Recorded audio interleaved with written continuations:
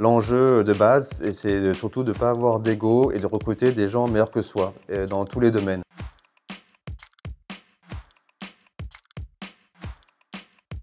Le plus important, c'est de comprendre ce que veulent les clients. Donc il faut aller voir les clients, il faut aller montrer votre produit, votre idée de produit, même si elle est très embryonnaire.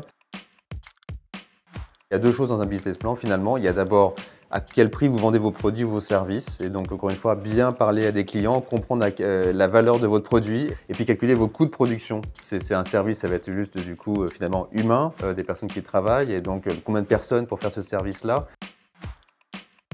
Il faut provoquer la chance de la rencontre, donc aller dans des événements, des conférences sur vos thématiques d'intérêt. Et surtout, allez pas chercher des clones, pas des personnes qui sont la même formation, les mêmes réflexes, etc. Allez chercher des collègues qui sont, si vous êtes scientifique, plutôt que quelqu'un qui vient du business. Plus il y a une équipe qui est diverse et plus vous aurez de chances de succès parce que plus vous pourrez voir les choses de manière différente et contourner les obstacles.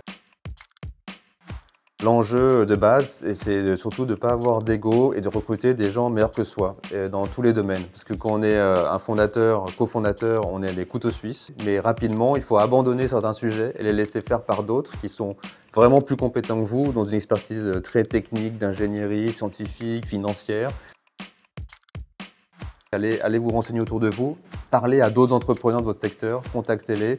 Généralement, ils sont disponibles pour répondre, même un quart d'heure, pour vous donner quelques conseils pour trouver les bonnes personnes et avancer.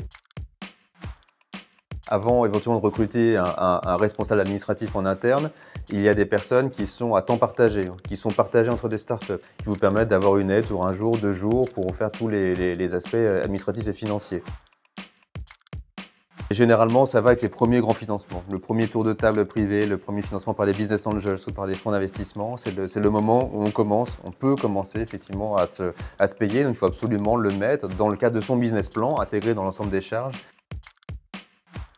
Il faut l'assumer, il y a du stress dans ces activités-là, mais elles sont tout à fait, comment dire, supportables si on a d'autres soupapes à l'extérieur et surtout, encore une fois, si vous n'êtes pas tout seul. Si vous avez d'autres cofondateurs avec vous, on partage le stress, on se parle et surtout, c'est important de communiquer. Et puis avoir d'autres équipes sur lesquelles vous allez déléguer, déléguer, déléguer. Si vous gardez tout sur vos épaules, vous allez imploser.